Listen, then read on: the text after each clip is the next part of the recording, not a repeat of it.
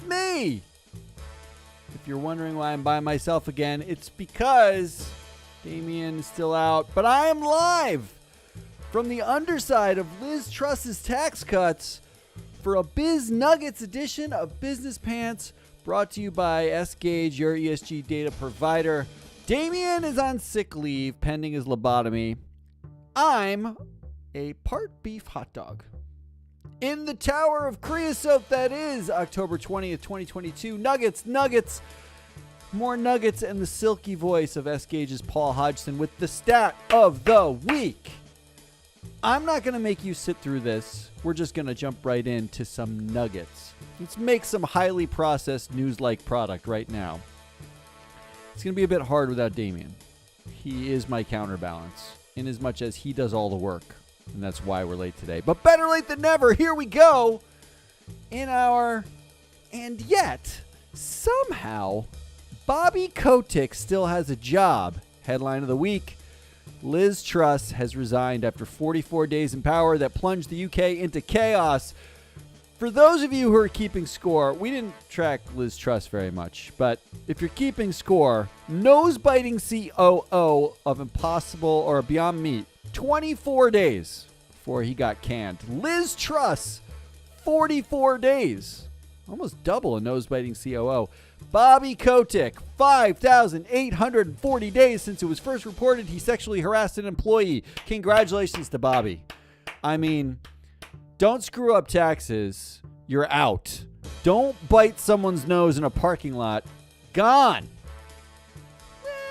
Grab some of the opposite gender's ass. Whatever. You got another 5,000 days to go. Hey, Ma, have you seen my free market anywhere? I could have swore I left my free market on the counter, but it's gone now. Ask Dad. Headline of the week. Missouri Attorney General leads 19-state coalition in launching investigation into 6 major banks over ESG investing. See, I was always the guy that said the free market had unintended consequences, like massive income inequality and consolidation of power, misvaluation of things like climate or biodiversity. But leave it to Missouri and the Republicans in America to make me wish and pine for the old days of free market ideologues, when that's all we had to worry about. What are we suing? We're suing because they do what they feel like. Welcome to America. Wait, can Texas be sued for discrimination against companies using biometric data because they used an ESG data point like privacy in a lawsuit against a company? Confusion of the week.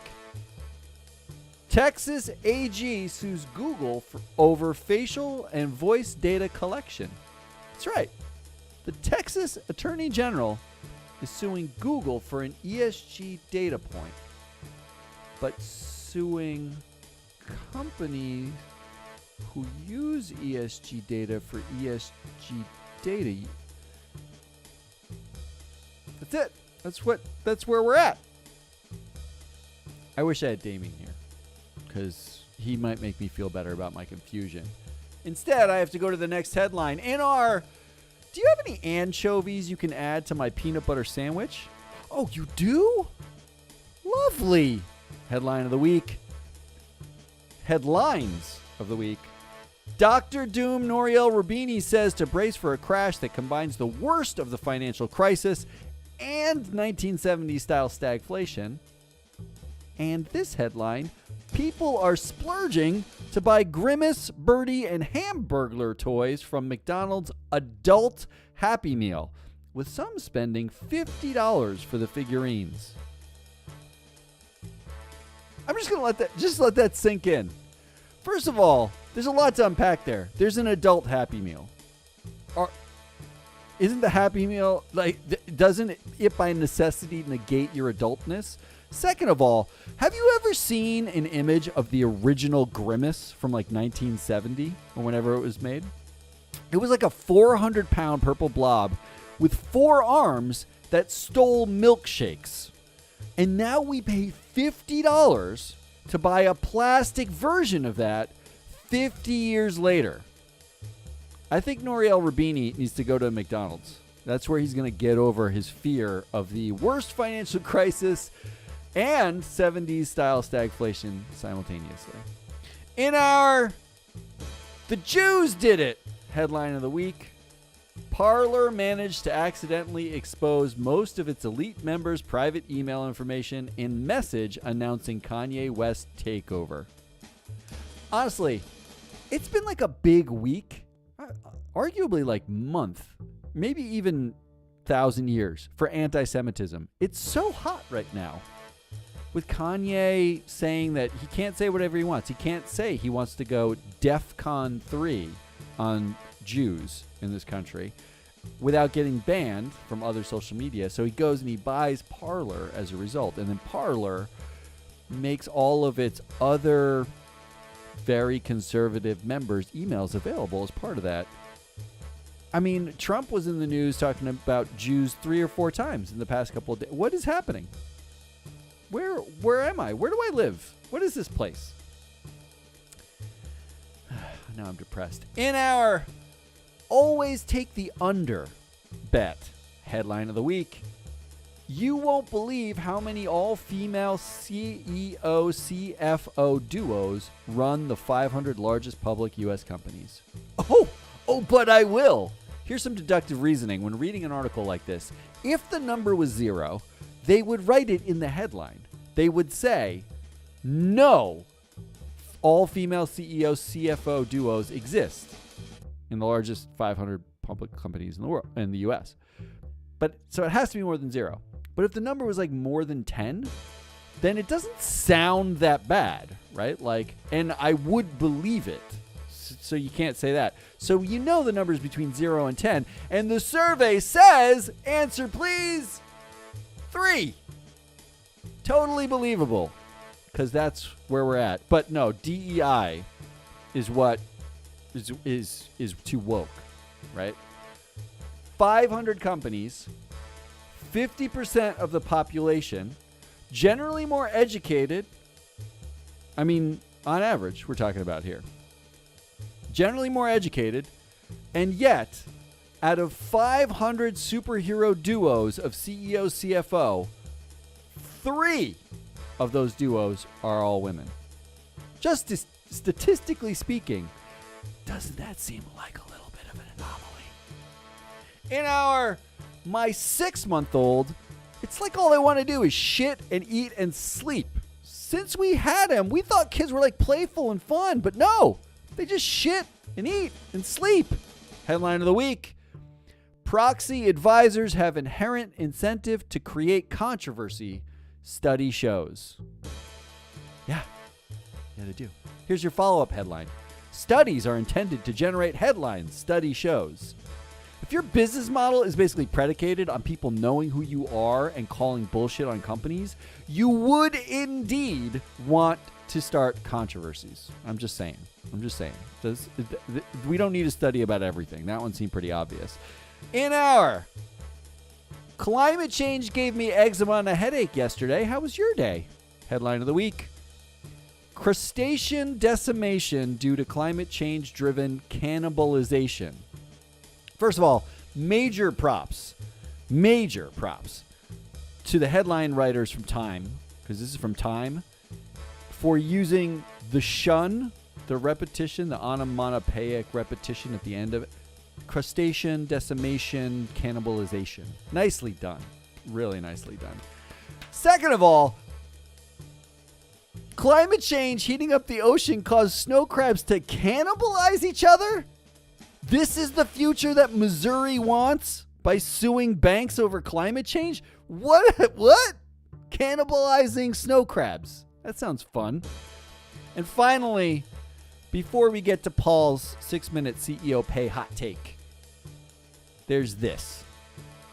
In our SpongeBob SquarePants just exported nuclear material to Iran, but don't worry, because Mike the Situation Sorrentino from the Jersey Shore has stockpiled bioweapons to send to help Ukraine.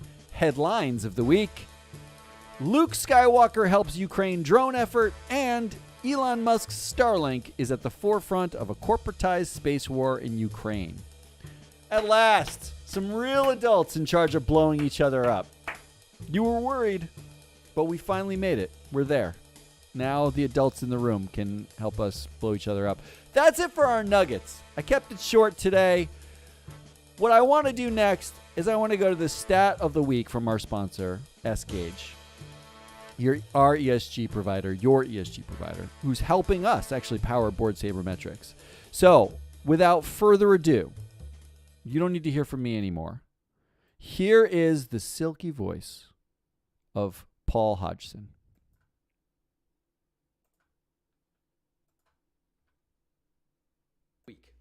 I decided to look at the Say on Pay voting results for the top 10 highest paid CEOs almost as soon as I opened up the proxy statements, because I knew I'd find the results that I was expecting, because having looked at them, the proxy statements are littered with what I can most generously call special pleading for the CEO pay packages, like on page 1 or maybe page 2. So you know that the companies were worried about how shareholders were going to view those pay packages. It was sort of a like, no, really, it's totally justifiable to pay the CEO this much. Just hold your nose and vote yes. Now, Matt stole a little of my thunder in his transcript for last week's podcast on Wednesday, giving out some of the voting results and looking at some of the inequities in voting power.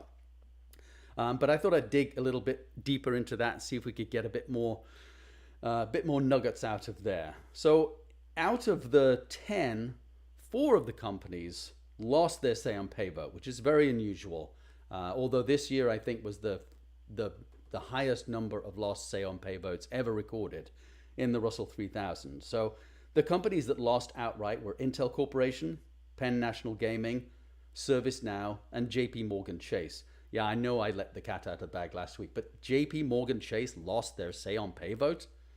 69% of shareholders voted against this pay package. Pretty soon, shareholders are going to approve splitting the chairman and CEO position, and James Dimon is going to have to stay on merely as CEO to reap that whole retention bonus. Pretty extraordinary result. So let's have a look at the others. A couple of others that they won, but some cases only just. So the first one was Amazon. A pretty narrow margin. They won the vote by just 5.8 percentage points. That could have gone either way. Only around 40 million shares was the margin of victory there. At Apple, almost twice as many shareholders said yes to Say on Pay, but there were as many broker non-votes, which said nothing about it, as there were nay votes. So hold on a second. See, that's what happens when you have a phone in your office where you're trying to record things. And it was spam risk. What a surprise. Where was I? Paul. Oh, yes. Apple. Almost as many broken non-votes. I just want to pause for a second because I want to say this. I could listen to Paul get interrupted by phone calls all day long. He still has the silky voice. Back to Paul. As nay votes. So broken non-votes are votes that are their shares that are held by somebody, but nobody's actually cast them either one way or the other on that particular vote. If they cared, the vote would have gone down because there was as many broken non-votes as nay votes. So if you doubled it up, then probably would have gone down. Broadcom, yeah, the margin of victory was much broader there. Yeah, I did do that on purpose. The other 3 companies are all a little more complicated. Warner Brothers Discovery, Expedia, and Estee Lauder. Okay, so let's deal with them in that order. No, we won't. We'll deal with Expedia first. Okay, so first of all, Warner Brothers Discovery and Expedia only have Say on Pay votes once every 2 years. Permissible? Yes. Legal under SEC regulations? Yes. But do most shareholders have memories that go back 12 months? Are they still worried about the pay that was not approved the previous year? I doubt it. And are they going to register a protest vote 12 months later? Probably not. So it's a good ruse if you don't want anybody to opine on your pay. And I mean, you could even say, well, let's pay them a lot this year when we don't have a vote and not so much next year when we do. That would work as well. Warner Brothers Discovery also has a classified board. Again, really poor governance practice, as is not having a say on pay vote every year. So a classified board means that shareholders don't get to vote on all of the directors every year. They just vote on a single class each year. And again, there's unequal voting rights, another poor governance practice at Warner Brothers Discovery. So a fund, partnership, whatever, led by founder John Malone, owns 95% of Series A1 preferred stock and 26% of the voting power of regular common stock. So as you can imagine, that is quite a lot of voting power. So it seems pretty unlikely that a say on pay vote would ever go down at the company. Malone sits on the board and sits on boards all over the place, including, guess where? Expedia. So that takes us to Expedia. Okay, so I know I said I was going to deal with Expedia first, but I changed my mind and my notes were in the wrong order. Sorry, now we get to them. At Expedia, again, there are unequal voting rights. Expedia's chairman, Barry Diller, has 26.9% of the total voting power at the company. That comes from his ownership of Class B common stock, which has 10 votes per share, compared to regular common stock owned by everybody else, BlackRock, Vanguard, etc., which has 1 vote per share. So it's a similar situation at Estee Lauder, although it's kind of worse. As Matt pointed out in the transcript to the podcast last Wednesday. So the Estee Lauder vote passed. They do have a say on pay vote every year. But the family owns 82.4% of Class B shares, which has 10 votes per share, compared to Class A shares, which has 1 vote per share. So I looked at the figures, and if they only had 1 vote per Class B share, as they do with Class A shares, they'd have lost the pay vote. 2, if we excluded the family-owned shares and just looked at the publicly owned voted shares, more than half of public shareholders voted against the pay package. So again, in a normal voting situation, like say a democracy, we'd call that cheating. And it's Paul Hodgson signing off, S-Gage Statistic of the Week. See you next week. Bye-bye. That was Paul. We are Free Float, Paul from S-Gage. Look, Paul, we got a thing we call it. We call it fake public company. And Malone's like a governance favorite of the governance community. He's just the greatest in cronies. That's all we got. Come back tomorrow when I assume Damien's still going to be dead. But I think Ari and I and Jesse this week. Jesse, I think, might be joining us. We'll be doing our first 3 of us doing the week roundup. I think that's what's happening tomorrow.